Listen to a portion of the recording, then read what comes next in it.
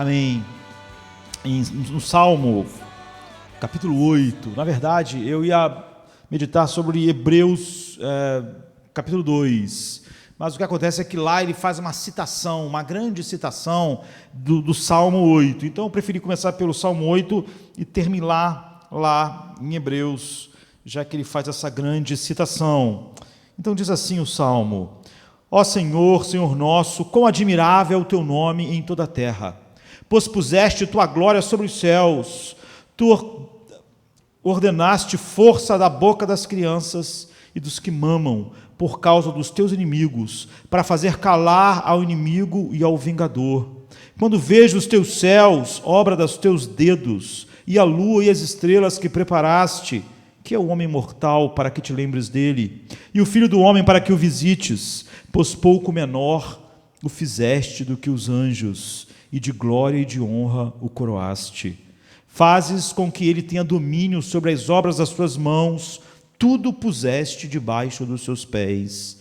Todas as ovelhas e bois, assim como os animais do campo, as aves dos céus e os peixes do mar, e tudo o que passa pelas veredas dos mares. Ó Senhor, Senhor nosso, quão admirável é o teu nome sobre toda a terra. Muitas das vezes, grandes erros acontecem quando nós começamos a pensar no homem a partir da doutrina da depravação total. A depravação total é uma realidade, é uma doutrina que descreve exatamente o estado do homem, mas não é o início. Se nós começarmos com a depravação total, nós perdemos o que o homem é. Nós sempre temos que começar a olharmos para o homem com a criação, como Deus o criou. Você vê que o Salmo aqui está falando sobre o homem um pouco menor que os anjos o fizeste, e de glória e de honra o coroaste. Nós temos que começar anterior à depravação e à ruína do homem. Hoje o ser humano é uma ruína, mas eu diria que são ruínas gloriosas. Sabe assim, quando você vê as pirâmides, quando você vê as ruínas gregas, é ruína. Mas aquilo um dia foi grandioso. Você sabe que aquelas não são ruínas de qualquer coisa, eram coisas grandiosas. Ou seja, um homem foi criado à imagem de Deus e hoje ele é uma falsa imagem, uma ruína. Ele não aponta, ao olhar para o homem, não é visto aquilo que Deus é. Ele se tornou uma imagem mentirosa, mas você não pode começar a enxergar o homem a partir daqui. Você só pode compreender o homem e todas as doutrinas a respeito do homem, da salvação, quando você começa lá, como Deus criou o homem. Este salmo é incrível, porque ele é muito antigo, não é? Ele é muito antigo, milhares de anos, e ele aborda uma questão que nós enfrentamos profundamente no início do século XXI, que é o que nós estamos vivendo. Poucas coisas são mais evidentes e caracterizam mais o início do nosso século do que a busca de identidade e a busca do eu e aquilo que agora se tornou moda falar, né? A autoestima. Então você pode ir nas livrarias, você pode abrir os livros, olhar em todas as mídias, na internet, você pode olhar para a televisão, você pode ver isso quando você almoça com alguém, quando você está com seus amigos.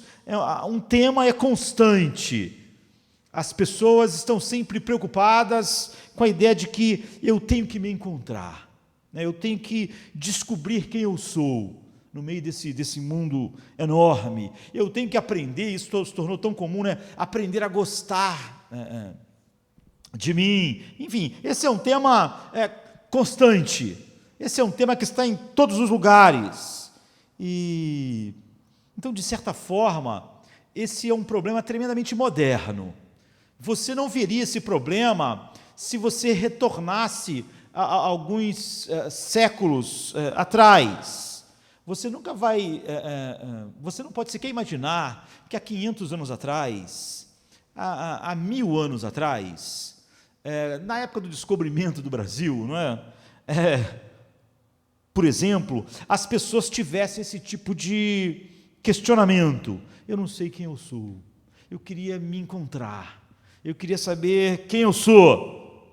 Sabe, se um homem em 1500 falasse isso para outro homem, a resposta ia ser direta, porque isso não podia ser entendido naquela época.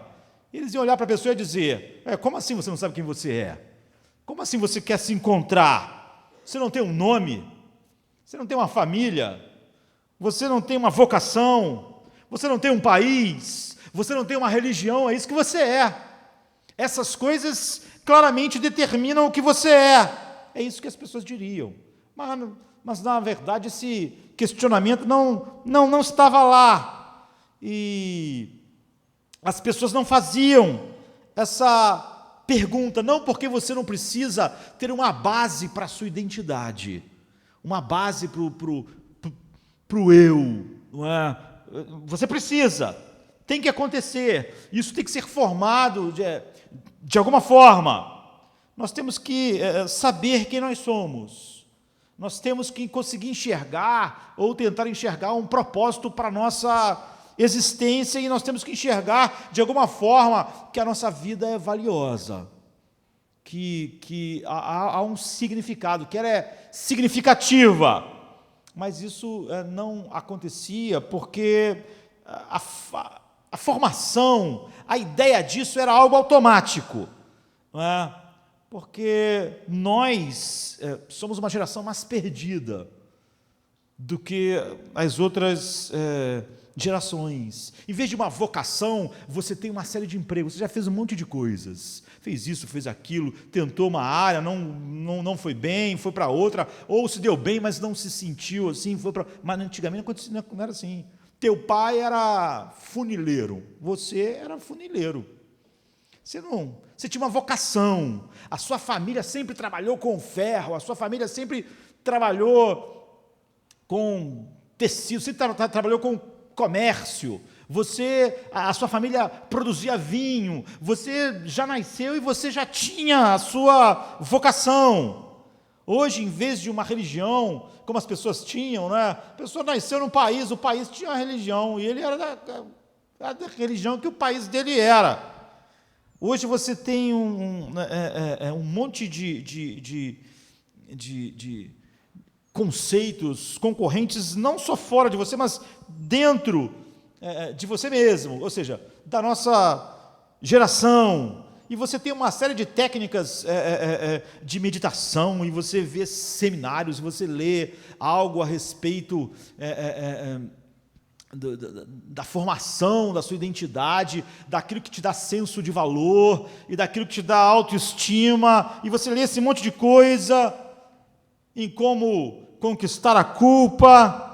Então a gente não tem mais nada constante como aquela geração tinha. Por isso que as pessoas naquela época não faziam essas perguntas há 500 anos atrás, mas não é porque elas não precisavam ter um senso e formar a sua identidade, é porque elas já tinham essas coisas fixas. Ela tinha uma família, não é? E o nome da família, e a família determinava aquilo que, parte daquilo que ela era, mas nós amontoamos um monte de coisas descartáveis em nossas vidas, desde a nossa ocupação, e como resultado, a formação da nossa identidade, ela não acontece automaticamente, como aconteceu naqueles dias. As pessoas precisavam, todo ser humano precisa da formação da sua identidade, mas acontecia meio que naturalmente, por causa dessas coisas fixas. O cara tinha um país, o cara tinha uma vocação, o cara tinha um nome, o cara tinha uma família, o cara tinha uma religião. Isso era fixo, então isso se formava de uma maneira automática. Em certo sentido, nós temos que tentar encontrar abordagem e descobrir quem nós somos, por causa do mundo que nós vivemos. Eu não vou dizer se isso é pior ou é melhor, porque, de fato, o homem sempre, quando está fazendo isso, acaba andando por caminhos que não satisfazem. Mas realmente nós temos que fazer isso. Mas pior do que isso, você está fazendo isso. Essa é a grande questão nesta noite, no Salmo 8. Você está fazendo isso. Você está o tempo inteiro formando ou tentando formar essa identidade, não é? Tentando encontrar essas razões dentro de você. Eu queria apresentar algumas teorias que reinam no mundo moderno e que baseiam a construção da identidade e da autoestima.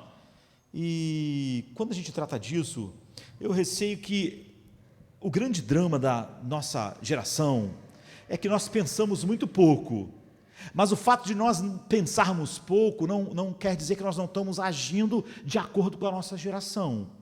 Só diz que nós não pensamos na teoria por trás de como nós agimos. Nós agimos, nós buscamos coisas e nós formamos ali a nossa identidade, tentamos formar essa identidade e nós estamos fazendo a mesma coisa que o mundo à nossa volta, mas nós achamos que isso ficou tão automático que nós não pensamos na teoria por trás disso. E nós somos muito pragmáticos, né, a nossa geração. E isso é um problema para nós. Hoje eu estava lendo um artigo sobre direito e jurisprudência, e o artigo estava falando sobre como é diferente o pensamento europeu, agora está ficando cada vez mais igual, mas inicialmente, não é? Então as pessoas estudavam a filosofia da lei, isso era uma exigência, ou seja, você queria saber os porquês. Você não só pegava a lei e sabia como montar o caso e como eu ganho uma causa. Você queria saber a filosofia por trás da lei. Então isso é uma exigência, era algo que tem que estar no currículo. Mas na América nunca foi assim, não é? Essa matéria, por exemplo, da filosofia da lei, era sempre eletiva. Você podia escolher fazer ou não, mas se você não fizesse, não tinha importância nenhuma. Porque tudo que importava é você aprender a montar um caso e como você aprende a fazer e como você aprende a ter sucesso nisso. Os porquês não importavam, porque essa é a essência do pragmatismo. Eu quero saber como algo funciona, mas eu não quero saber os porquês, que teoria chega aquilo, eu quero saber se isso funciona ou não funciona. E quando você lê a respeito disso, hoje em dia, de identidade, da formação dela, quando você lê esses artigos sobre autoestima, você vai ver que todos eles são totalmente pragmáticos. Isso é um câncer, é uma tragédia não só no mundo, mas na igreja. As pessoas não gostam de pensar na teoria subjacente ao que ele está fazendo. Ele está fazendo, e todas essas revistas, livros, enfim, artigos, elas fazem pesquisas, nos mostram pesquisas, ela diz assim, olha, se você perder peso, você vai aumentar a sua autoestima. Se você perder peso, você vai, olha, se você arrumar um trabalho em que você se sinta valorizado e receba um resultado financeiro maior, isso vai ajudar na sua autoestima. Então há uma lista, e a lista é baseada em pesquisas, então as pessoas dizem, olha, a sua autoestima, a sua identidade, ela vai se formar e vai ser mais sólida se você perder peso, se você mudar de amigos, se você mudar de carreira, e assim por diante. As pessoas começam a fazer, mas ninguém pergunta por quê? Por quê? Por que se fizer isso? Qual é a teoria por trás disso? Qual é a teoria que dá base para isso? Ninguém pede a teoria subjacente. É por isso que mesmo cristãos repetem o que o mundo diz, repetem as máximas do mundo, da cultura, mas ele mesmo nunca perguntou por quê. Qual é a teoria por trás disso? Talvez se ele soubesse a teoria por trás daquilo, ele dissesse, Deus me livre. Deus me livre de pensar dessa forma. Deus me livre disso guiar a minha vida. Mas ninguém diz, ninguém pergunta por que perder peso na nossa geração, no Ocidente, faz alguém se sentir melhor consigo mesmo, ou ter, sei lá, uma melhor autoestima. Isso deveria ser assim? Essa é uma maneira de encontrar a minha identidade? Essa é a maneira lógica, racional ou correta de eu encontrar? Isso é importante? Por que isso é importante? Qual é a razão? Qual é a teoria subjacente que fez chegar a essas conclusões? Não. Tudo que a gente sabe é o seguinte: as estatísticas dizem, a pesquisa diz, e é isso. Você olha para a estatística e ela diz: se você perder peso, você vai se sentir melhor com você mesmo. Em outras palavras, nós somos tão pragmáticos, nós somos tão dirigidos pelo resultado, que nós só queremos saber o seguinte: isso funciona? É verdade mesmo? Se eu perder peso, eu vou me sentir melhor, eu vou ter uma melhor autoestima, eu vou ter um senso de identidade melhor? Então, as listas aparecem. Você vai se sentir melhor sobre si mesmo se você mudar seus amigos, se você perder peso, se você ganhar mais dinheiro. Mas ninguém pergunta por quê. Qual é a teoria? E o que deu origem a esse pensamento? Por que as pessoas chegaram a essa conclusão? Então, existe uma teoria por trás de cada ideia de formação de identidade. E, a menos que você saiba essas teorias, a menos que você saiba a teoria que está por trás de cada uma delas, você não pode analisar se elas são boas ou não. Você sequer pode analisar se elas são bíblicas ou não. Você não pode analisar se aquilo tem alguma coisa a ver com Deus, glorificar a Deus, ou com a identidade de verdade ou não, porque você não sabe nem a teoria. Você só estava preocupado se aquilo funcionava ou não, ou alguém diz. Então, se você é assim, eu vou dizer, você está pegando essas coisas como doença. Como é que a gente pega a doença? A gente pega um vírus, a gente respira e pega. A gente entra num ônibus, no trem, pega o vírus. A maior parte das pessoas, eu estou falando de cristãos, elas agem assim, elas pegaram as coisas assim, como vírus. Elas respiraram tanto isso, sabe, nas mídias, respiraram, e elas começam a fazer também. Elas sequer podem dizer que elas racionalmente, como cristãos, olharam para aquilo, porque elas nunca pensaram a respeito.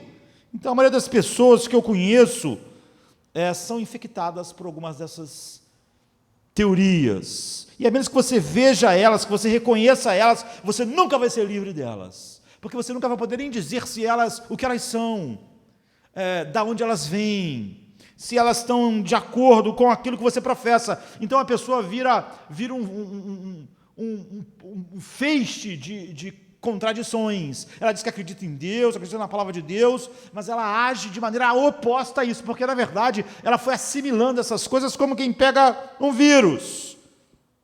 Então, eu diria que existem 3 teorias do mundo, assim, da nossa cultura, da nossa época, e depois aquilo que a Bíblia diz. A primeira é teoria de como você descobre quem você é e uma identidade, então cria sua autoestima, é que você conquista isso.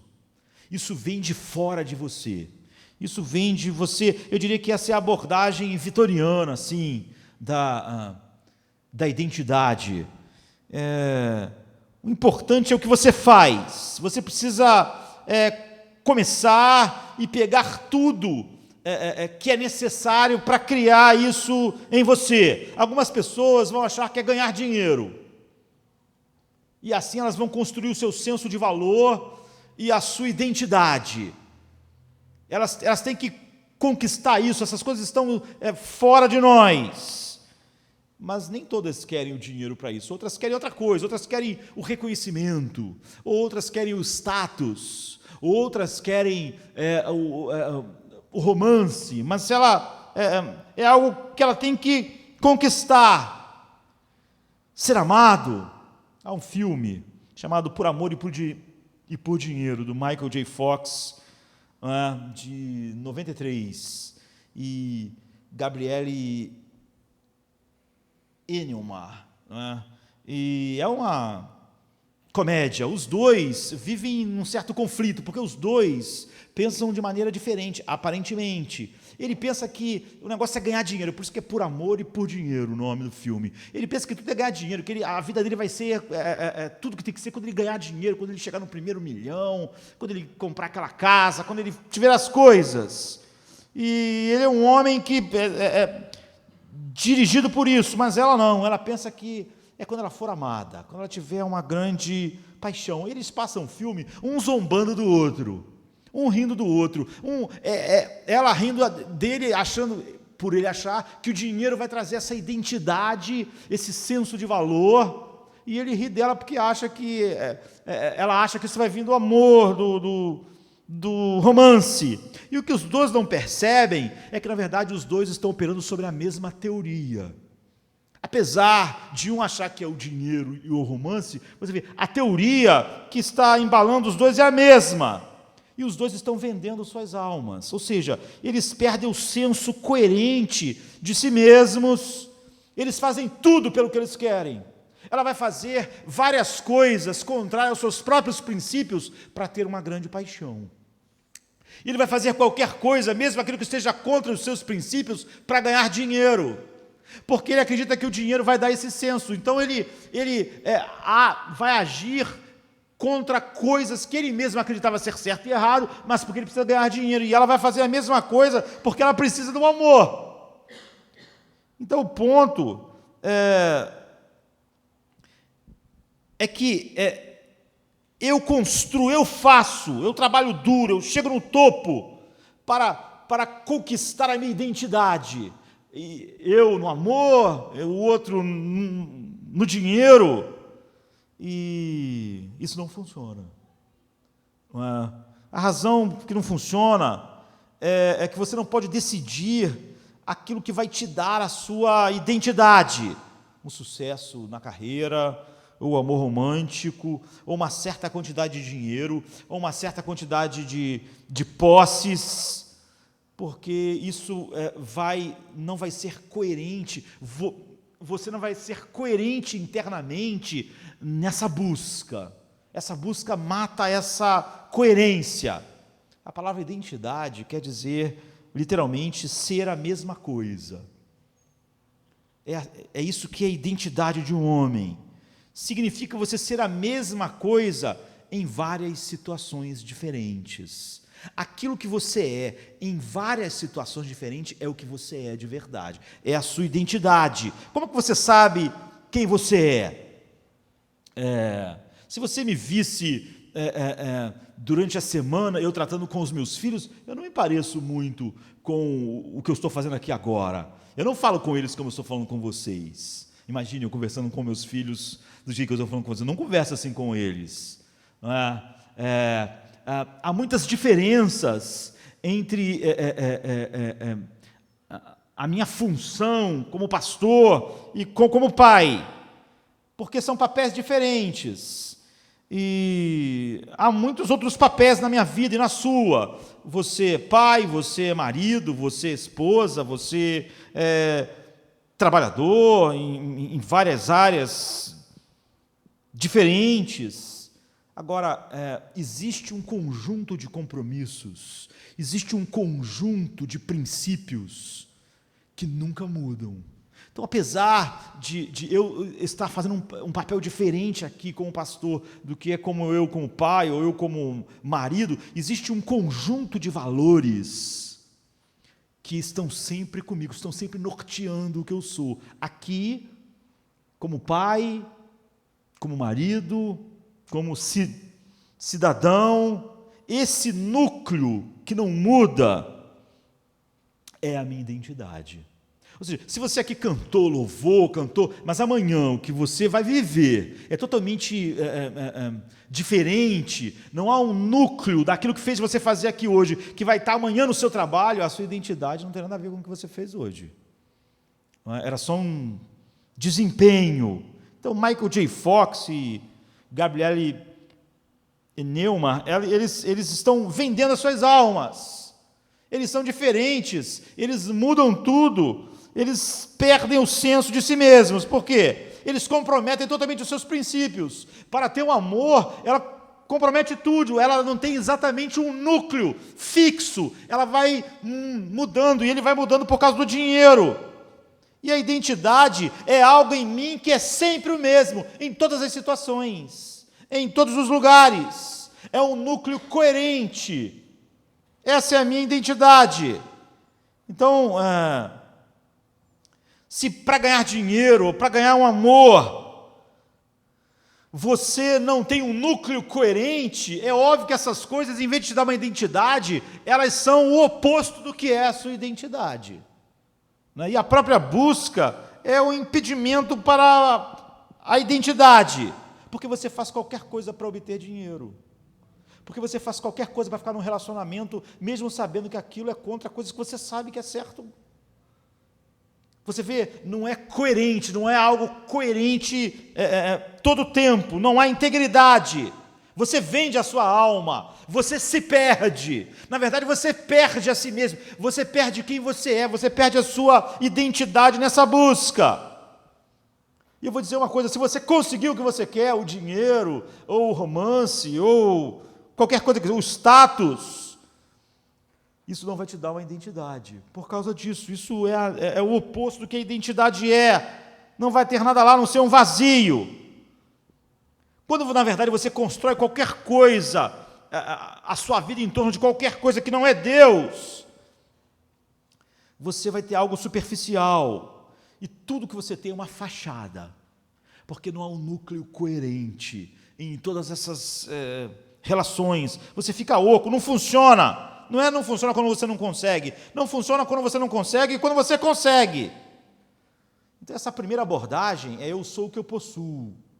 Eu sou o que eu adquiro, eu sou o que eu faço, eu sou o resultado do meu trabalho, então eu quero um amor, eu vou conquistar isso, eu vou atrás disso, e então eu vou ter essa identidade. Não funciona.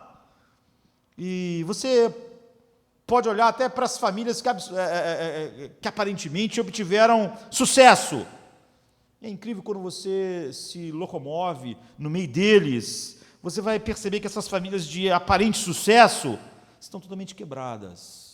Totalmente quebradas. Você vai ver abuso de drogas, de álcool, não é assim? Você vai ver exatamente a falta daquilo que as pessoas pensavam que aquilo ia construir. Você vai ver Whitney Houston morrendo numa banheira com álcool e drogas, mas era a cantora pop mais famosa. E aí, logo depois, você vai ver a sua filha, Chrissy Brown, que também era atriz, que também era cantora, com 22 anos, morrer com drogas na banheira como a mãe. E ela era filha de Whitney Houston e de Bobby Brown, que também é um cantor famoso.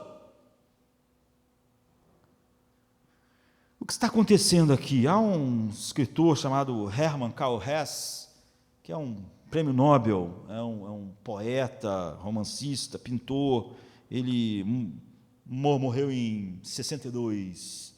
Ele é um escritor famosíssimo, ganhou o Nobel de Literatura em 46. Ele diz assim: eu me tornei um grande escritor, mas eu não me tornei um ser humano. Ele está dizendo: eu não encontrei a minha identidade. Ele diz: fiz tudo o que podia para me tornar realmente grande no meu trabalho. Eu adquiri e descobri, então, depois que eu adquiri tudo o que eu queria, que eu nunca realmente tive um eu, uma identidade. E o trabalho dele girou muito em torno disso, de autenticidade, autoconhecimento e espiritualidade. E ele diz, olha, eu fiz tudo o que eu podia para me tornar realmente grande no meu trabalho, e o que eu descobri que no final eu não tinha um eu, uma identidade. Por quê? Porque essa primeira teoria é muito externa, é muito artificial. Eu acreditava que essas coisas iam me dar a identidade, quando na verdade elas quebram o núcleo coerente dentro do homem. Então a segunda abordagem moderna, essa é a primeira abordagem moderna. As pessoas vivem numa, às vezes elas saem de uma para outra.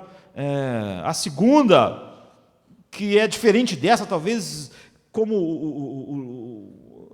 o Oriente está do Ocidente, é que se a primeira abordagem é vitoriana, essa abordagem é a abordagem romântica, para você se encontrar, para você encontrar a sua identidade. Ela diz, eu sou o que eu sinto, não eu sou o que eu conquisto, o que eu possuo, o que eu tomo, o que eu pego fora de mim.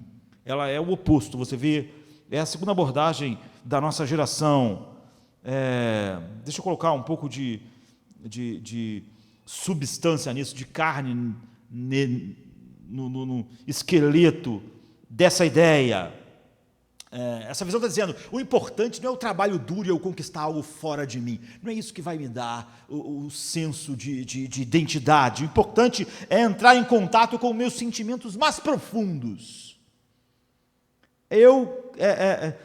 Em vez de buscar isso fora, é buscar isso dentro, é eu encontrar dentro de mim.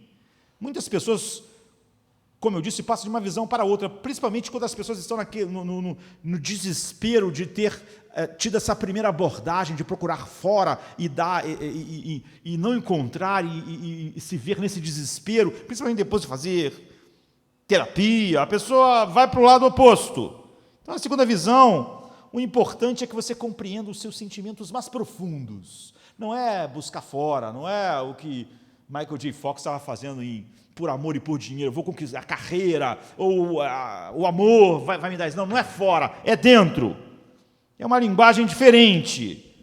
Não é? A pessoa chega à conclusão seguinte, olha, eu estou vivendo o que o mundo quer que eu viva. Eu estou vivendo a expectativa do mundo. Eu tenho feito e vivido a minha vida pelas expectativas de tudo que está fora de mim. Mas eu tenho que ser eu mesmo.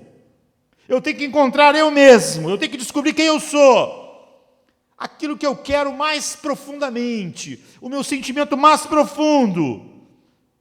Ou seja, eu quero encontrar uma integração completa entre ação e sentimento. Porque assim eu vou encontrar quem eu sou.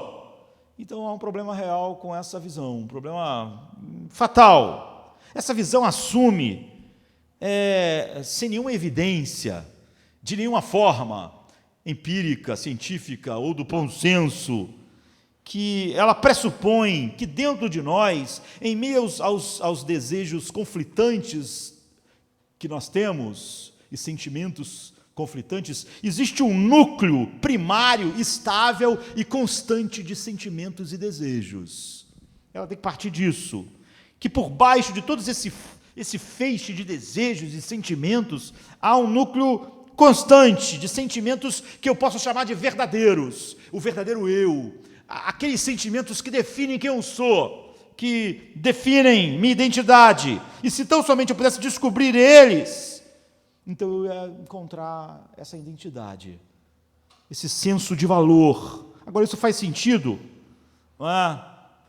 Por exemplo,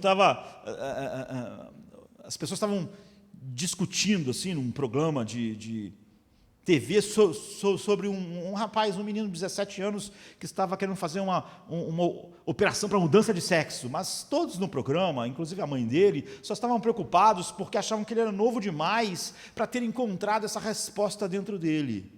Ou seja, ninguém estava ali de fato preocupado, baseado em que eles achavam que essa resposta estava dentro dele. Só que ele devia fazer uma busca mais profunda, com mais tempo, com mais cuidado, porque todos operavam pela suposição de que existe dentro de nós um sentimento que que dá o senso da nossa identidade. Ele é fixo, ele constante. Agora, é óbvio que nunca ninguém viu nada parecido, não é? Nossos sentimentos mais profundos são tão contraditórios quanto nossos sentimentos mais superficiais. É assim, não há nenhuma evidência oposta. Nós não temos um conjunto coerente e unificado de sentimentos. Olhe para os seus sentimentos. Olhe para os seus desejos. Eles são conflitantes. A pessoa diz assim: eu quero uma carreira e eu quero uma família. Mas só que ele descobre que se ele se investir tudo na carreira, ele negligencia a família. Ou se ele investir tudo na família, ele negligencia a carreira. Ou assim, a pessoa é assim: eu quero comer pudim, sorvete, e eu quero comer, mas eu quero ser magro. Você vê, essas duas coisas são conflitantes, mas ele quer as duas. Qual é o mais verdadeiro? Qual é o mais verdadeiro dentro dele? O mais verdadeiro é que ele quer ser magro ou é que ele quer comer as coisas? Você vê, não existe esse mais verdadeiro. Ele vai estar sempre lutando nesse conflito. Ele quer as duas coisas. Ele queria ter aquela grande carreira e a grande família. Ele queria comer e ser magro. Esses são sentimentos contraditórios. O que nós queremos, o que nós amamos, não é coerente, não é fixo, sabe? Mesmo num plano mais profundo, você não encontra o sentimento que define, é isso. Essa é a base do meu eu. A base do meu eu é querer comer ou é querer ser magro? Você não encontra. Então, você não encontra. Quantas pessoas eu já conversei da pessoa dizer: olha, eu quero uma carreira, eu sinto que eu quero uma carreira, então não quero uma família. Família é uma coisa que eu desprezo família, porque eu senti dentro de mim, busquei dentro de mim e senti que lá o sentimento profundo que define o meu ser é uma carreira. Ou então alguém que diga assim: minha coisa é uma família. Não importa se com isso a minha carreira, o meu trabalho, o que eu ganho, seja totalmente... As pessoas querem as duas coisas. E essas coisas são a intenção dela. Você pode procurar mais fundo possível, você não vai encontrar o sentimento, que é o sentimento definitivo, que é o fixo, que é o coerente. Ou simplesmente, se eu me livrar da minha família e me focar na carreira, então vou encontrar o meu eu, e a satisfação, e o equilíbrio, e o prazer, e vou ficar ali estável, porque eu joguei a família fora, porque eu descobri que o sentimento mais profundo era a carreira, ou o oposto. Não. A pessoa vai dizer: eu só preciso de um emprego bem remunerado, não preciso de mais nada, para me ser pleno. Ou eu só preciso da família, não preciso de mais nada. Você percebe? Mesmo se nós fosse mais profundo do que simplesmente falar de sentimentos, lá no que opera mais profundamente no ser humano, a Bíblia fala que o espírito combate contra a carne. Mesmo no plano espiritual mais profundo, há um combate, não há algo simplesmente ali estável. Há uma luta. Imagine no homem natural, em outras esferas, né? A Bíblia diz que você tem... seus sentimentos íntimos estão em profundo conflito todo o tempo, não há coerência, há uma tensão nos nossos desejos. Então, eu estava lendo um livro a respeito disso outro dia, e o livro estava dizendo o seguinte: olha, se você quiser guiar sua vida pelos seus sentimentos, você vai descobrir... ao tentar encontrar nos sentimentos mais profundos um guia para a sua vida, você vai descobrir que a sua vida, o melhor exemplo vai ser se você pegar um carro e acelerar tudo enquanto você freia tudo ao mesmo tempo, porque são assim os seus sentimentos. Eles são contraditórios, você nunca vai ter uma visão coerente do eu e da sua identidade se a base disso é os seus sentimentos. Você vai ter uma confusão e uma tensão sem fim. Você nunca vai ter um núcleo que é coerente em todas as situações, se você depende dos sentimentos. Você sabe o que significa ter um eu, ter uma identidade, significa ter uma mesmice. Não é? Significa, como eu disse, um núcleo de coisas constantes em mim, como pastor, mas que estão lá em mim quando eu estou com o papel de pai, ou de marido, ou de cidadão, ou de amigo. Essas são funções diferentes, mas é esse núcleo constante, essa é a minha identidade. Você vê, se isso for depender de sentimentos, isso é impossível. É algo, a identidade sobre mim que está sempre lá. Então é óbvio que não pode depender de sentimento, porque isso deve independer do estado e da mudança do meu sentimento. Se eu estou alegre, se eu estou triste, e que tipo de sentimento. Isso deve depender da mudança de papéis, se eu sou pai, se eu sou pastor. Se você seguir seus sentimentos, você nunca pode encontrar uma identidade. Dizer isso é dizer uma grande asneira, uma grande bobagem, uma contradição. Então, algumas pessoas, ao dizerem que estão tentando encontrar isso em si, elas dizem assim, olha, eu não preciso de uma validação externa, eu não me importo com o que ninguém pensa, só o que eu penso. Eu descobri dentro de mim esse sentimento que é a base. Isso é, na verdade, falar uma grande bobagem. Você vê muito isso em programas na televisão, né? Às vezes artistas vão lá e eles dizem assim, olha, eu descobri o que eu quero, eu estou fazendo isso, não importa o que ninguém pensa, só importa isso. Agora, então o que eles estão fazendo num talk show? Por que eles estão dando uma entrevista se não importa o que ninguém pensa? Na verdade, eles estão lá falando aquilo para ver se as pessoas dizem, olha que corajoso, olha que pessoa determinada. Você vê, na verdade, eles estão procurando desesperadamente a aprovação das pessoas. Ele quer que aquelas pessoas no final ali digam, caramba, que pessoa sensacional, Eles estão buscando validação, eles estão dizendo, não importa o que ninguém pensa. Então eles nunca dariam uma entrevista, que a opinião dos outros é totalmente irrelevante para eles. Eles não têm nenhuma necessidade de expor isso. E, na verdade, eles, se todos à sua volta discordassem dele, ele ia se sentir péssimo. E é por isso que ele busca grupos que pensam igual a ele. Ele se associa com grupos assim, todo mundo, todas as pessoas no mundo que pensam de fato e agem, como que só o que ele pensa importa e o que ele sente, na verdade é um louco, não é? Porque essa não é a maneira de você obter a sua identidade. Se você começar a agir contrário e sem se importar com o que mais ninguém fora de você pensa, você vai ser colocado numa clica de louco, não é? Porque você precisa de pessoas para validarem o que você está fazendo. Se você achar, não, eu sinto que eu devo conversar com um poste, isso não importa o que as pessoas pensam, você é louco. É óbvio que importa. É óbvio que quem age totalmente independente do que o mundo inteiro pensa é louco, porque todos nós fomos criados para ouvir um bom servo fiel, uma validação que seja externa a nós. É por isso que essas pessoas sempre estão falando isso, mas estão sempre lá focadas no seu fã-clube,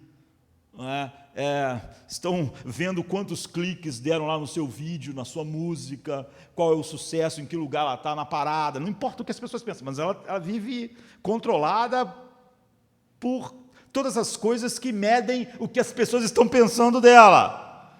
Então você vê, a primeira coisa é muito externa, é aquilo que eu conquisto. Essa segunda coisa é muito interna, então a primeira visão leva à artificialidade, a segunda leva à superficialidade. A primeira visão, você se perde buscando o seu eu no exterior, em coisas externas, no dinheiro, no romance, no status, enfim, nas coisas. A segunda visão, você se perde tentando encontrar algo coerente para a sua identidade no interior. Você se perde dentro de você mesmo, tentando encontrar essa coisa fixa. E a terceira visão, que eu não quero me demorar nela, para ir logo para aquilo que o Salmo diz, ela, de certa forma, ela é coerente para desmontar as duas primeiras, mas ela é totalmente incoerente para validar ela mesma. Ela é mais nova que as outras são mais antigas. A primeira diz: eu sou aquilo que eu adquiro. Deu meus bens, o meu romance, as coisas externas validam, me dão identidade. Eu busco nisso, assim, e a gente vê o que acontece é que a pessoa perde exatamente o núcleo constante na busca disso. A outra está tentando achar dentro de si. O importante é o que eu sinto. Mas a terceira coisa ela diz assim: eu sou o que eu digo que sou. É isso. É uma visão pós-moderna. As outras, Deus pode estar nelas ou não. Se Deus não tiver, ela funciona. Mas Deus pode estar lá ou não. A visão pós-moderna, não. Ela é totalmente anti-Deus. Totalmente impossível. As outras são anti-Deus. Mas o cara pode dizer que acredita em Deus. Mas na visão pós-moderna, não. Deus tem que ser totalmente banido. E se você quiser seguir por ela diz: olha, não existe um Deus, não existe um sentido na vida, não existe uma razão para nada existir. Então, é uma bobagem falar em achar um eu coerente. Você não vai conseguir achar um eu coerente em lugar nenhum, porque nada é coerente. Não tente descobrir um eu, nem fora de você, nem dentro de você. Você deve criar o seu eu, criar a sua identidade. O que você disser que você é, você é. A identidade nunca é descoberta, ela é construída, Você vai construir ela. Isso é Jean-Paul Sartre, isso é existencialismo. Você constrói, você diz. Eles dizem: a primeira visão, ela é burguesa, não é? Ela é burguesa, ela é opressiva. Você tem que conquistar fora, ou no status, ou no romance, ou no dinheiro, ou no emprego, uma identidade. A segunda visão, eles dizem, é ingênua, é fantástica, é irracional, tentar achar dentro de si mesmo. Então, outro dia eu estava lendo a Village Voice, uma revista, mas tem um site na internet, estava falando sobre, porque era lá na época a semana do orgulho gay, eles estavam dizendo que toda a teoria por trás do movimento gay era a segunda visão, não é? Essa que você tentou encontrar dentro de você mesmo, um sentimento mais profundo que define o que você é. Então você descobriu lá e você se submete àquilo que você sente ser o sentimento mais forte. E todo o movimento LGBT se baseou nisso. Mas, então, dentro dele, um grupo de pessoas começou a questionar essas coisas através dessa terceira via, que é o movimento queer, que diz: olha, essa coisa de dizer que você encontrou dentro de você uma identidade, que você é gay, que você é homossexual, essas pessoas dizem: não, eu sou homossexual, mas eu também tenho relações heterossexuais. Você não encontra dentro de você o que você é o que você quer. É o que você faz. Então eles questionam a ideia de que você tem que se submeter a qualquer tipo de sexualidade. Esse grupo, ele diz: é opressivo você dizer que você é uma coisa que você encontrou dentro de você, quando os seus sentimentos são totalmente conflituosos, porque tudo em nós é construído. Não é? Tudo é o eu escolhido, é o eu escolhendo. Eu sou quem eu digo que sou. Eu posso dizer que eu sou uma coisa hoje e eu sou outra coisa amanhã. Então, nem a coisa de eu ser bissexual expressa isso. Era o que o artigo estava dizendo. Você não deve dizer que você tem um eu essencial, porque isso não existe. Você não pode. Isso é opressivo, isso é desumanizante. E as artes, hoje em dia, expressam muito isso, não é? Qualquer categoria de identidade suprimida. O importante é não é você trabalhar duro para encontrar a sua identidade, ou nem olhar para dentro de você para encontrar a sua identidade. É você criar a sua identidade, porque você vive no mundo sem sentido. Então você deve criar a sua identidade. A pessoa autêntica é alguém que escolhe ser simplesmente o que quer ser. Porque esse é o pensamento de um mundo sem sentido, que flui aí do existencialismo. Há um grande problema com isso.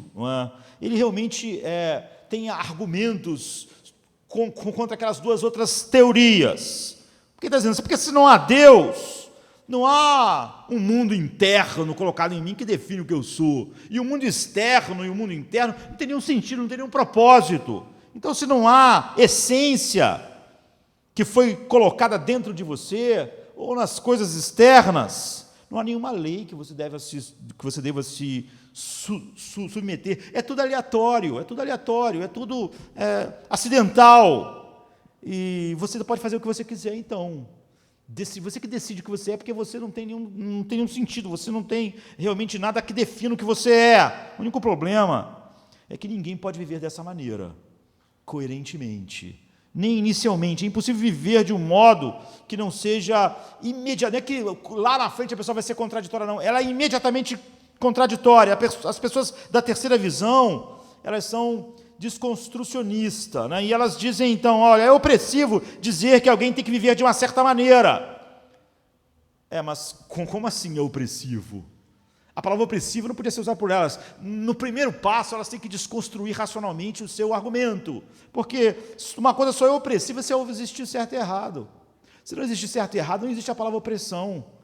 Por exemplo, eu sou pastor, José Marbessa, eu sou pregador, e eu digo, não cometa adultério. Alguém vai dizer, isso é opressivo. Mas como isso pode ser opressivo? Eu sou quem eu sou, eu construo o que eu sou. Eu gosto de agir oprimindo as pessoas. Por que isso está errado? Não existe certo e errado. Eu sou um opressor, eu escolhi ser. Cada um é o que quer ser. Eu gosto das pessoas se sentirem culpadas, com base na própria teoria da pessoa. Ela não pode dizer que eu sou opressor. Não é, nem que eu estou errado, porque para dizer que eu sou opressor, ela vai ter que dizer que existe uma verdade básica que eu estou contrariando, que eu estou me opondo. E quando ela faz isso, ela já explodiu a teoria dela, toda a teoria no qual ela se baseava.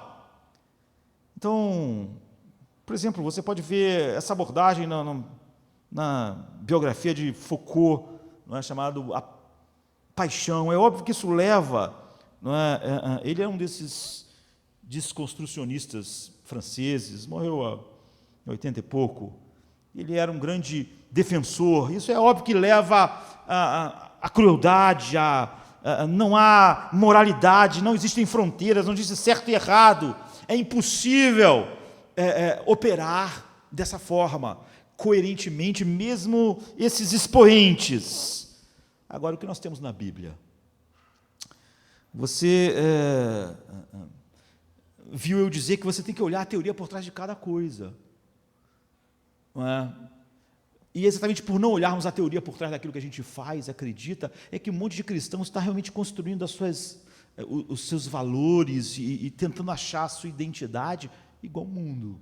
Se ele pensasse nas teorias que estão por trás, eles veriam quão chocante é alguém que diz ser servo de Deus, está agindo nessas bases. Mas ele não faz isso. Ele simplesmente ele pega essas ideias como quem pega um vírus. Ele começa a repetir. A única coisa que ele perguntou era: isso aí realmente faz a pessoa se sentir melhor? Faz a pessoa ter uma identidade? Faz a pessoa ter um senso de valor? Faz ela ter uma autoestima melhor? Então, quando você vai na Bíblia, você, é óbvio, tem que ver qual é a teoria, o que a Bíblia diz, qual é a base. E quando alguém diz, olha, quando você perde peso, você fica melhor.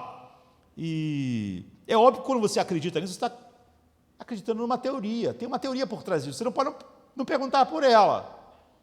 Mas isso quer dizer que a sua identidade está envolvida em sua atratividade física. Ou que a sua identidade vem da sua atratividade física. Agora, isso é uma boa ideia? A sua identidade pode estar atrelada ao seu físico? Aquilo que o físico é? Isso é o núcleo coerente? Vai ficar fixo, estável, para ser a base da identidade de alguém? Não é ridículo? É um beco sem saída. mas a pessoa age achando que aquilo é verdade, mas ela nunca perguntou qual é a teoria por trás disso. Por que isso aí faria isso? E quando você lê qualquer coisa sobre isso, a pergunta devia ser a mesma. Agora, a Bíblia, o que a Bíblia diz, para nós encerrarmos? A Bíblia nos dá uma alternativa totalmente diferente dessas três alternativas que nós vimos, mesmo racionalmente, explodindo diante de nós, mas é a qual todo mundo opera na nossa geração. Nenhuma dessas três. E a maioria das pessoas que dizem cristãs operam nelas também. Mas só pragmaticamente. Nunca perguntaram por quê? Qual é a teoria por trás? Qual é a filosofia subjacente a essa ideia? A Bíblia nos dá alternativa completamente diferente. Não é uma questão de teorias psicológicas.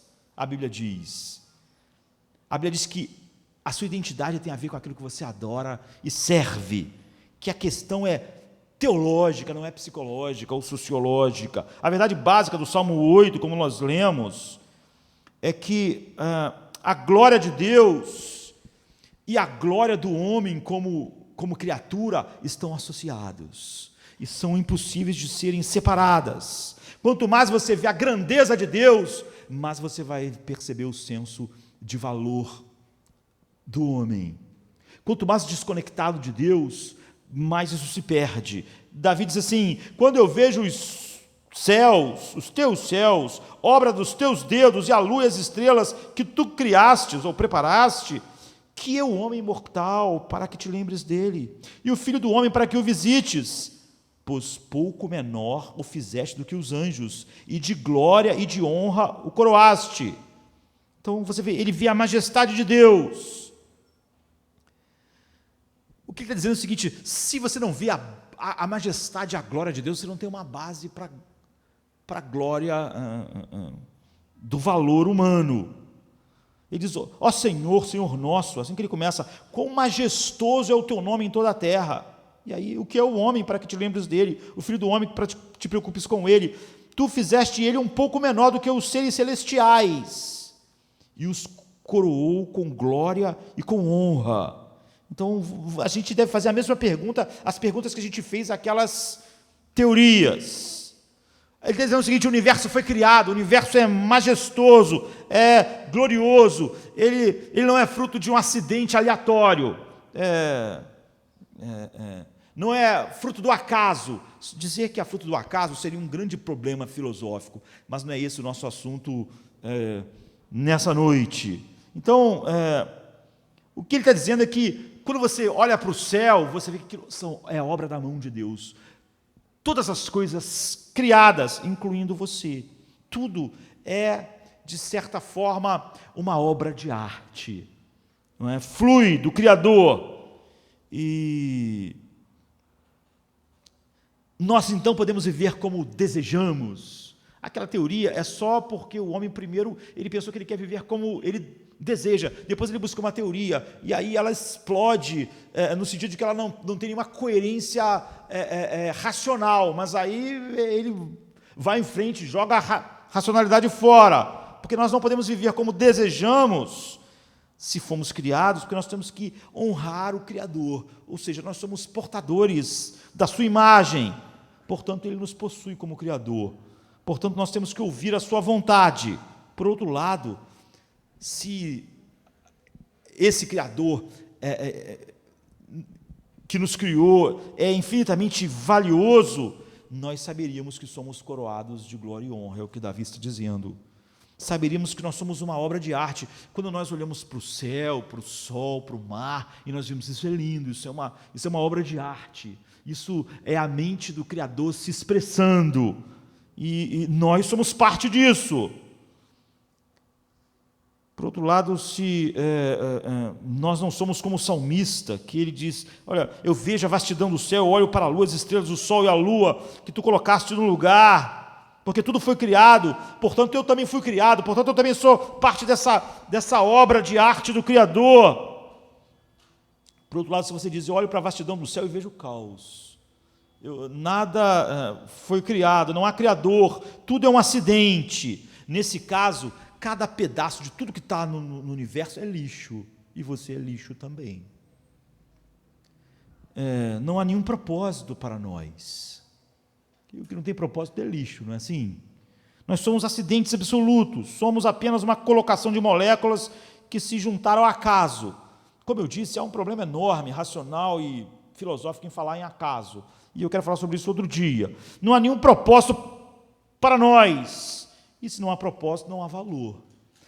Tudo só tem valor quando tem propósito. Pode ser um elemento, o ferro, ele tem valor. Você tira a tonelada e vende o ferro, porque ele tem um propósito. Se ninguém soubesse nada para fazer com ferro, não tem absolutamente nada para fazer com isso, se não tem nenhum propósito, qual é o valor disso? Tem valor. Silício tem valor porque nós vamos transformá-lo em processadores de computador. Então agora vale a pena nós tirarmos, porque ele tem um propósito. Nós descobrimos que isso tem um propósito, e esse propósito é valioso, então esse negócio vale muito. Agora, se o troço não tem propósito nenhum, ele é lixo. Ele não... Sabe? Pedra, por exemplo, pedra na rua, jogada no caminho, não tem propósito, porque não há nada coerente nelas. Mas se alguém colocasse pedras assim, indicando a seta para o caminho, elas passaram a ter um valor. Não, essa pedra tem um valor. Por quê? Porque se eu estiver perdido, elas me guiam. Você vê, agora que elas têm um propósito, elas passam a ter um valor. Se elas foram só jogadas lá sem nenhum propósito, aleatoriamente, elas não têm valor nenhum. Mas agora elas têm um valor. Em outras palavras, quando você olha os céus, no versículo 3, quando eu vejo os céus, obra dos teus dedos, e a lua e as estrelas que preparastes, e você diz, se você diz o contrário de Davi, isso tudo é um acidente, nesse caso você pode viver como quiser, mas você é lixo, não tem valor, não tem propósito. Os pós-modernistas estão certos, não há um eu coerente. Não há um eu que tenha valor, não há uma essência, não há nenhum propósito, se isso é assim. Então você é livre para você viver como você quiser, mas você é um pedaço de lixo. Não há base para você dizer que há um eu, que esse eu é valioso, que isso tem importância, que isso tem significado. Agora, isso é exatamente o que as pessoas modernas querem. Elas querem dizer... as duas coisas, elas querem ter as duas coisas que são impossíveis e contraditórias. Eu estava lendo um livro sobre codependência de dois psiquiatras, não é um grande livro, mas eles estavam falando exatamente o que as pessoas gostam de ouvir. Eles falaram, olha, as pessoas têm muitas codependências porque as pessoas têm vergonha de si mesmas. Elas estão cheias de culpas e vergonhas porque a religião trouxe isso para elas, e deu esse senso de certo e errado, e elas sentem que a vida dela não está certa, e isso cria esse monte de codependência, e eles continuam dizendo no livro, olha, você deve decidir como viver, você deve decidir os seus valores morais, você deve decidir o que é certo e o que é errado, o que é certo e o que é errado para você deve viver como você quiser. Essa é a primeira parte do livro. Na segunda parte, eles percebem que as pessoas continuam se achando sem valor e um lixo, pensando assim. Então, eles de repente saltam assim, já na página 50 e pouca do livro. Não, muitos de nós foram ensinados que somos valiosos simplesmente porque somos, e isso é verdade. Isso é verdade? Como assim? Isso é o oposto da teoria que eles estavam dizendo. Eles não podem fazer um salto racional, na verdade, irracional assim. Ele está dizendo, quando essas pessoas se sentem um lixo, eles dizem para elas, não, você tem valor, sua vida é valiosa, sua vida é preciosa. Mas só que eles tinham acabado de dizer que não há certo e errado, não há valor, não há o que pode definir o que é bom e o que é mal. Então eles perderam. É lixo.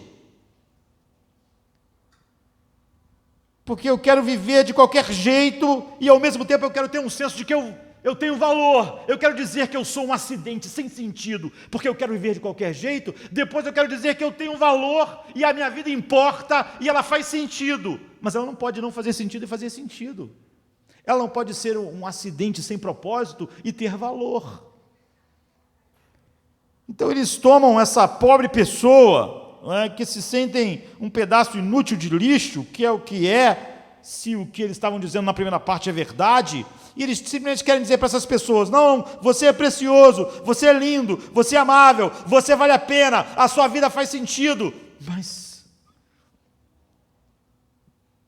quando eles se livraram da ideia de criação e propósito, eles perderam a possibilidade racional da segunda parte. Você pode pensar assim, mas você vai ter que continuar indo na mesma direção. Mas ninguém pode viver sentindo que é um lixo, que não há nenhum significado, que não há nenhum propósito, e que nada que eu faça a alguém, eu não, simplesmente estou fazendo a um lixo, e que tudo que aquela pessoa faz a mim, está fazendo a outro lixo, dos lixos que estão indo para a lata de lixo final, sem propósito. Portanto, nada está realmente certo e errado. Eles não podem mudar, eles estão roubando a base para a segunda parte daquilo que eles falaram que eles jogaram fora.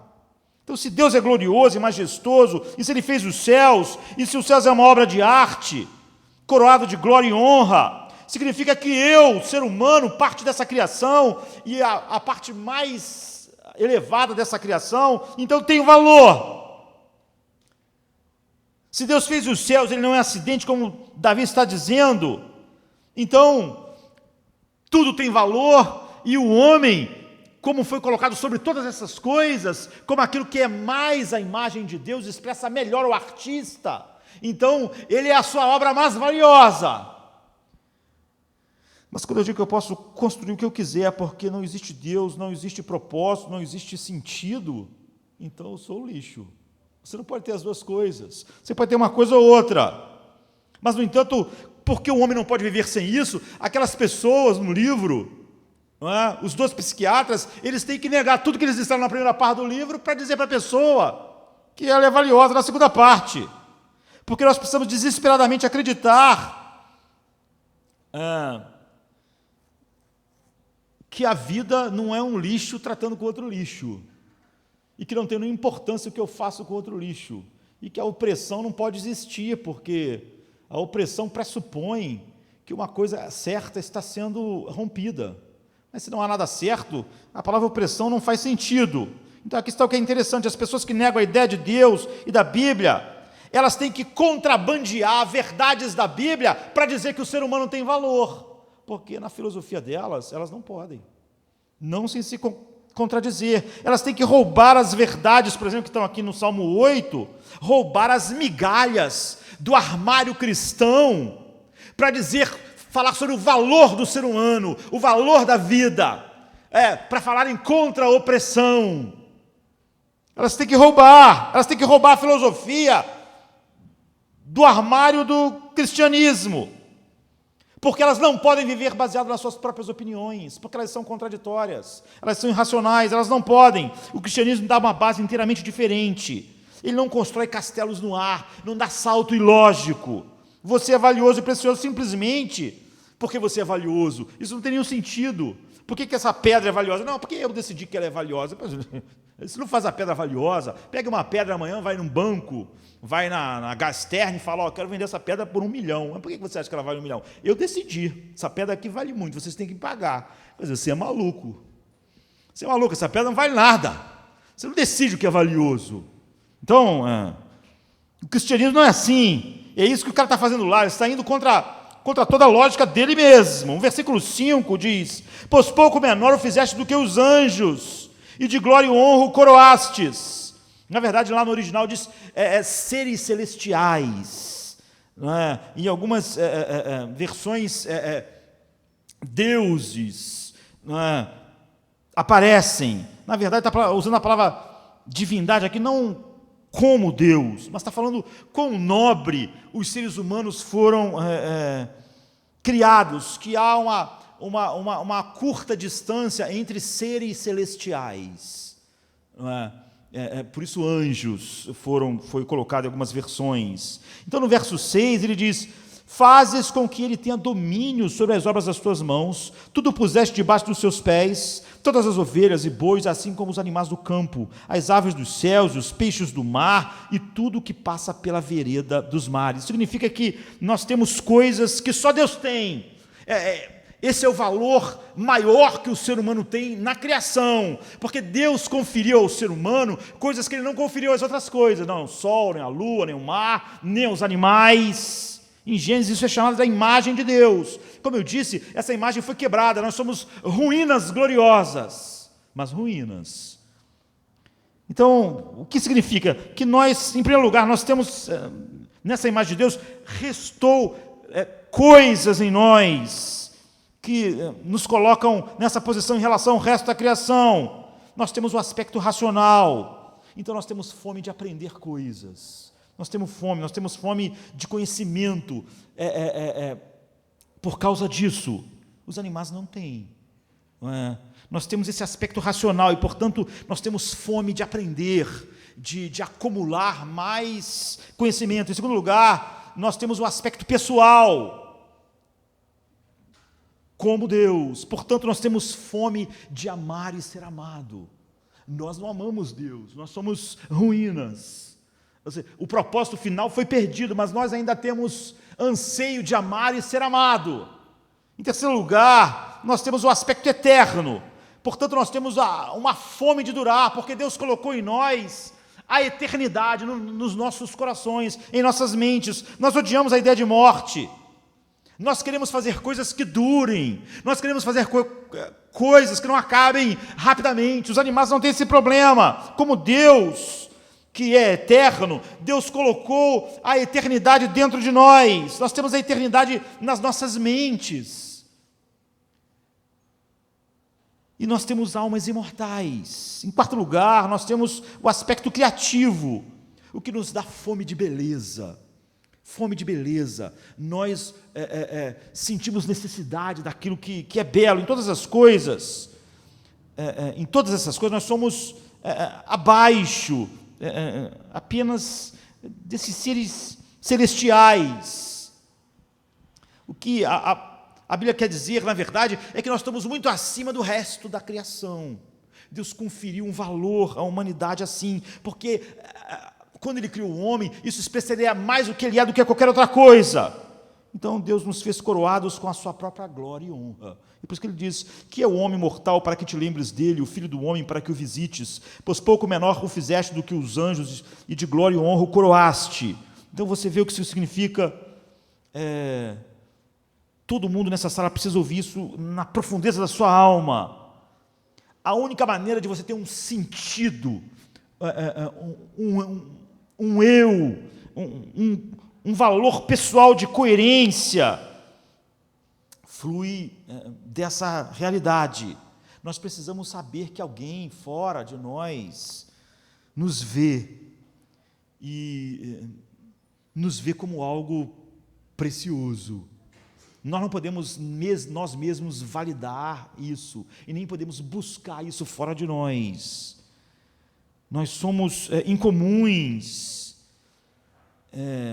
porque nós, na mente de Deus, temos um valor maior do que todo o resto da criação. É para o bem e para o mal.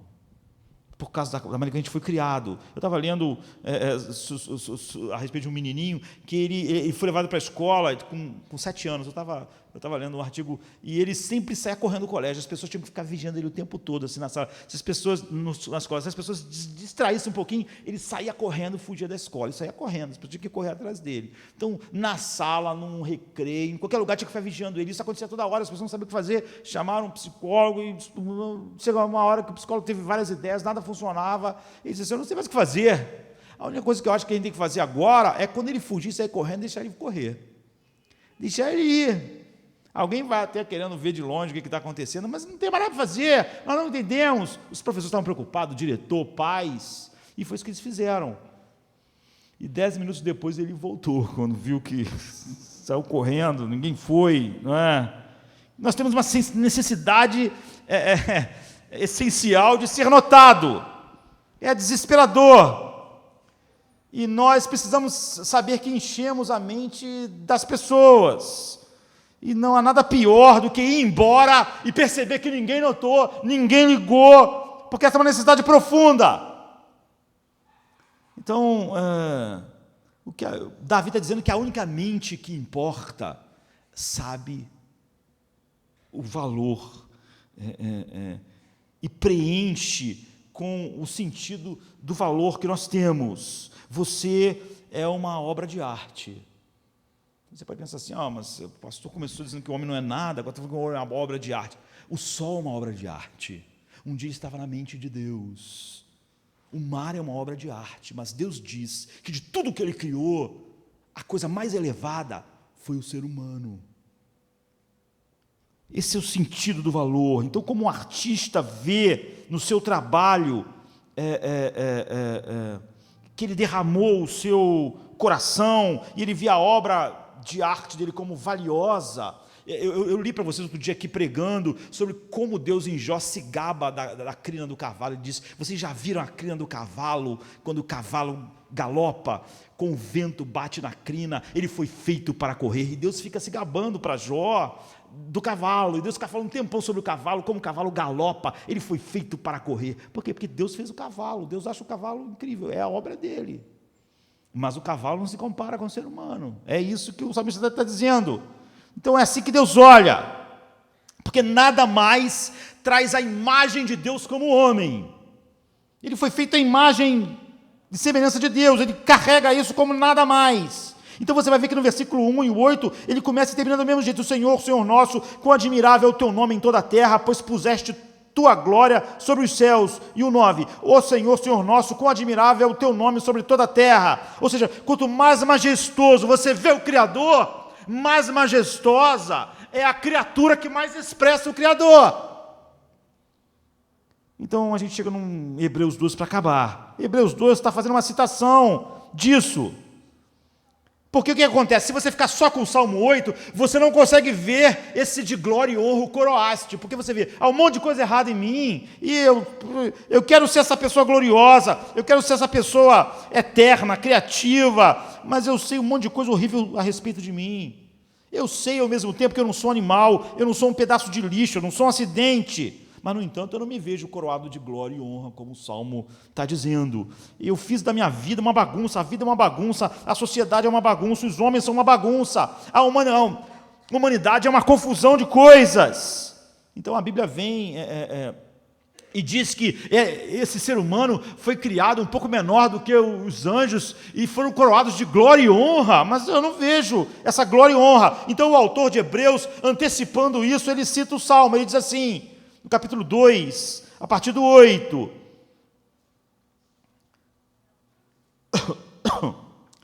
Não, um pouquinho antes, assim, no 6. O que é o homem que você... no 6. Mas em certo lugar testificou alguém dizendo... Aí ele vai mencionar o Salmo, está em Hebreus.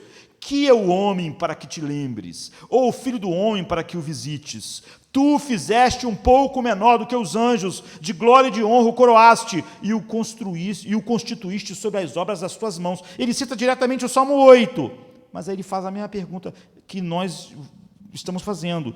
Todas essas coisas lhe sujeitaste debaixo dos pés. Ora, visto que lhe sujeitou todas as coisas, nada deixou que não lhe esteja sujeito. Mas agora ainda não vemos todas essas coisas, que essas coisas estejam sujeitas ao homem. Você não vê a glória e a honra do homem, o autor está dizendo. Ele cita o Salmo, ele diz que sujeitou tudo ao homem, mas a gente não vê tudo sujeito ao homem. E coroou o homem de glória e honra, mas a gente não vê. No presente, a gente não vê tudo sujeito ao homem assim. Nós somos uma bagunça, o mundo é uma bagunça. Como poderíamos ser essas obras maravilhosas que a Bíblia diz que nós somos? Então, ele mesmo, autor de Hebreus, que cita o Salmo, depois diz que não vê todas essas coisas sendo expressas no homem. Aí ele chega no versículo 9 e diz, vemos, porém... Nós não vemos tudo sujeito ao homem. Nós não vemos o homem nessa glória. Vemos, coroado de glória e honra, aquele Jesus que fora feito um pouco menor do que os anjos, por causa da paixão e da morte, para que pela graça de Deus provasse a morte por nós. Ou seja, o que está dizendo o seguinte, nós agora não somos coroados de glória e honra, apesar de sermos essas ruínas gloriosas. Não somos. O autor de Hebreus diz, mas Jesus foi feito um pouco menor do que os anjos, porque ele desceu, porque ele se tornou um de nós. Ele viveu uma vida perfeita, e ele morreu uma morte perfeita por nós. Então, quando nós estamos nele, porque ele é coroado de glória e honra, nós passamos a ser, de novo, coroados de glória e honra. Não aquelas ruínas gloriosas simplesmente. Nós agora somos coroados de glória e honra em Cristo, porque Cristo é coroado de glória e honra, porque ele é a humanidade perfeita. Ele é o homem, ele é o filho do homem, ele é o homem como Deus fez para o homem ser. Quando você olha para um homem, você olha para o homem caído, não foi assim que Deus fez o homem. Qual é aquilo que o homem devia ser e deve ser, como Deus o criou e vai ser? É Cristo. Cristo é o modelo. Ele é coroado de glória e honra. Ele é o homem, ele é a coroa da criação.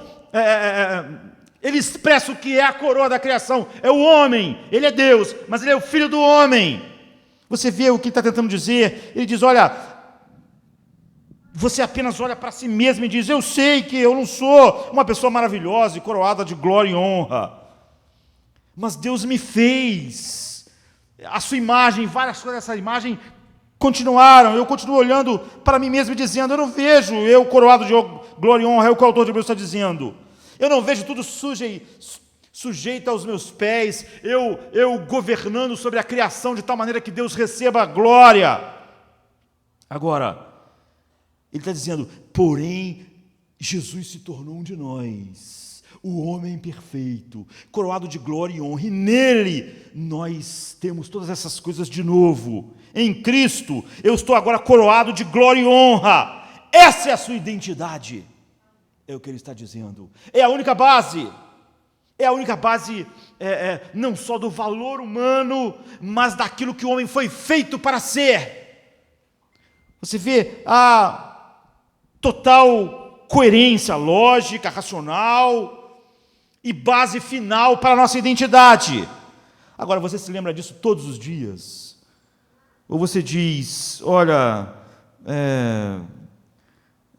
você continua operando sobre aquelas teorias de identidade, valor e autoestima, que é baseada no que você conquista fora de você, ou que você tenta encontrar dentro de você, ou, da pior, na terceira, que diz que nada tem sentido, ou você vem aqui e bebe dessa verdade profunda. Vemos, porém, coroado de glória e de honra aquele Jesus que fora feito um pouco menor do que os anjos, por causa da paixão da morte, para que pela graça de Deus provasse a morte por nós. Cristo é a nossa identidade, é a base do nosso valor, do senso de valor, da nossa mesmice, da nossa identidade. Então eu, como pai, Cristo é a base. Há uma coerência, eu tenho identidade. Quando eu sou pastor, Cristo é a base disso. O valor dele agora está impresso em mim, nele eu tenho a coroa. Eu sou coroado de glória e honra nele. Então há essa coerência como cidadão. Em todos os lugares eu tenho isso que se mantém constante. Eu tenho identidade. Então o cristão, ele devia saber sempre a teoria que está por trás das coisas, para ele ver se aquilo que ele está perseguindo, ou se aquilo que compõe as suas buscas flui da palavra de Deus, honra a Deus e manifesta que a sua única identidade é Cristo. Vamos ficar de pé, vamos orar. Você lembra disso todos os dias? Ou você diz, olha, você continua operando sobre aquelas teorias de identidade, valor e autoestima, que é baseada no que você conquista fora de você, ou que você tenta encontrar dentro de você, ou, da pior, na terceira, que diz que nada tem sentido, ou você vem aqui e bebe dessa verdade profunda. Vemos, porém, coroado de glória e de honra aquele Jesus que fora feito um pouco menor do que os anjos, por causa da paixão da morte, para que pela graça de Deus provasse a morte por nós. Cristo é a nossa identidade. É a base do nosso valor, do senso de valor, da nossa mesmice, da nossa identidade. Então eu, como pai, Cristo é a base. Há uma coerência, eu tenho identidade. Quando eu sou pastor, Cristo é a base disso. O valor dele agora está impresso nele, eu tenho a coroa. Eu sou coroado de glória e honra nele. Então há essa coerência como cidadão. Em todos os lugares eu tenho isso que se mantém constante. Eu tenho identidade. Então o cristão, ele deve saber sempre a teoria que está por trás das coisas, para ele ver se aquilo que ele está perseguindo, ou se aquilo que compõe as suas buscas, flui da palavra de Deus, honra a Deus e manifesta que a sua única identidade, que você seja capacitado. A identidade é Cristo. Identidade! Agora você se lembra disso todos os dias. Ou você diz, olha, você continua operando sobre aquelas teorias de identidade, valor e autoestima, que é baseada no que você conquista fora de você, ou que você tenta encontrar dentro de você, ou, da pior, na terceira, que diz que nada tem sentido, ou você vem aqui e bebe dessa verdade profunda. Vemos, porém, coroado de glória e de honra aquele Jesus que fora feito um pouco menor do que os anjos, por causa